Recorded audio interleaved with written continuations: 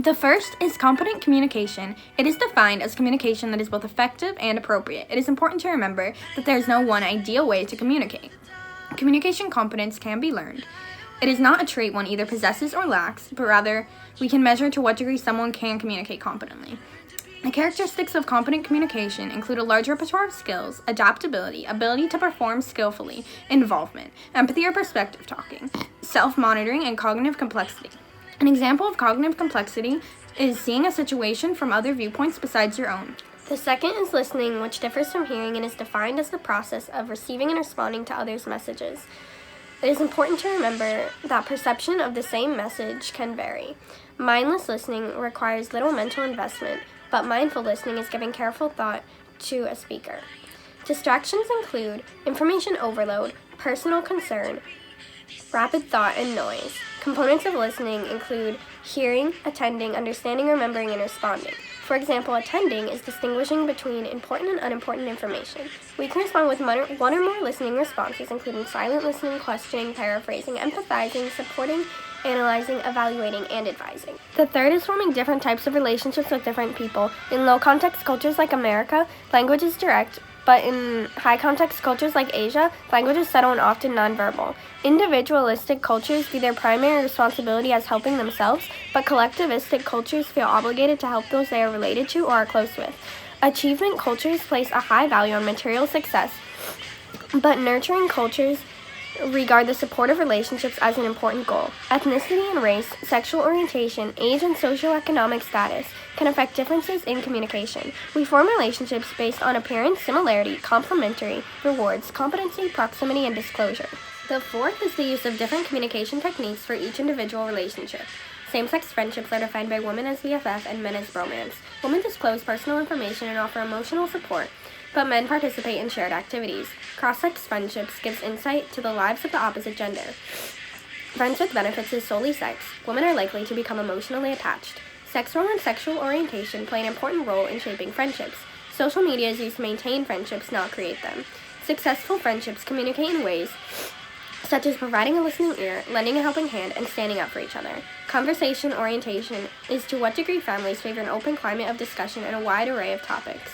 Conformity orientation is to what degree families stress uniformity of attitudes, values, and beliefs. These factors determine family communication patterns, which can be consensual, protective, pluralistic, or laissez-faire. Romantic relationships should include love, commitment, and affection. Interaction can be enhanced with the 5 love languages. One final theme is the importance of a supportive communication climate.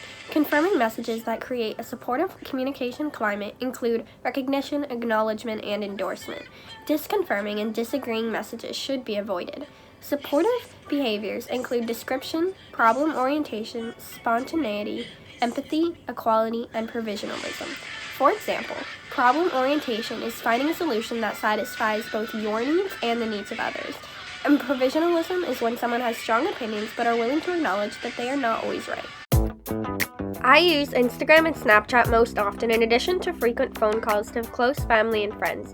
I used Instagram and Snapchat for quick communication, but I made phone calls for more complex communication. This information shows that social media is made to maintain relationships rather than create them because I only communicated with people that I have already had an in-person interaction with.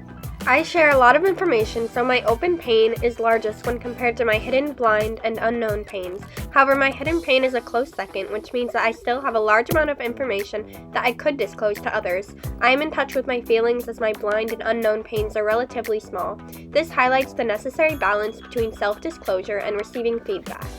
In order to maintain a healthy relationship and be a more competent communicator, I need to communicate both verbally and non-verbally with others. Non-verbal immediacy is defined as the display of involvement signaled by physical closeness, eye contact, movement, and touch. This reminded me of how even small gestures, such as smiling or avoiding eye contact, can be considered a type of communication. Being able to recognize and understand your feelings is one aspect of competent communication. I am often more aware of other people's feelings than my own. Since my thoughts influence my actions, a lack of knowledge about my thoughts will lead to less control over the way I behave. This reminded me of the importance of managing my own emotions in order to have more control over my behavior. My family communication can be defined as pluralistic, meaning that we are high in conversation orientation but low in conformity orientation. This reminded me that communication styles vary among each family, and even different individuals within a family may have different opinions on which communication pattern their family exhibits. Over time, we have gained knowledge about how and why we communicate. There are different channels we can use to communicate. Two communicators can send and receive messages simultaneously. Things like environment and noise can affect our ability to communicate with someone. First-order realities are physically observable qualities, but second-order realities are when individuals attach meaning to first-order things.